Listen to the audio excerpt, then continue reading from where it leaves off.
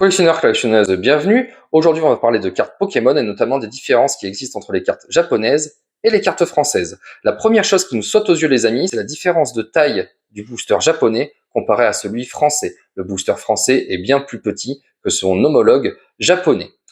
La deuxième grosse différence, c'est la technique d'emballage. Ici, la bande supérieure de collage sur le booster japonais est bien plus large que sur le booster français. En troisième différence, on pourra noter la quantité de cartes par booster.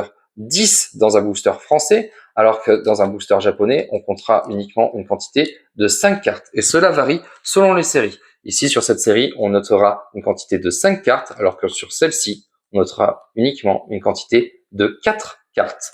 S'il y a des différences sur les boosters, vous vous en doutez qu'il y en a également sur les cartes, comme là, ce dos japonais, bien plus coloré que le dos français, bien plus neutre.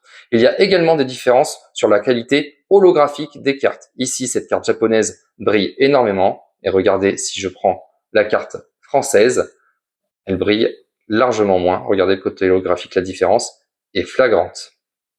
Il y a également une différence de qualité. Les cartes japonaises sont souvent de meilleure qualité que les cartes françaises. Cela est dû au papier utilisé qui est souvent beaucoup plus épais, ce qui donne une robustesse beaucoup plus accrue aux cartes japonaises par rapport aux cartes françaises. Il y a également beaucoup moins de défauts sur les cartes japonaises. Cela est dû au processus de production qui est beaucoup plus rigoureux au Japon et un contrôle qualité beaucoup plus strict également. Bah, écoutez, on a fait un peu le tour des différences entre les cartes françaises et les cartes japonaises. Merci beaucoup les amis, à très bientôt.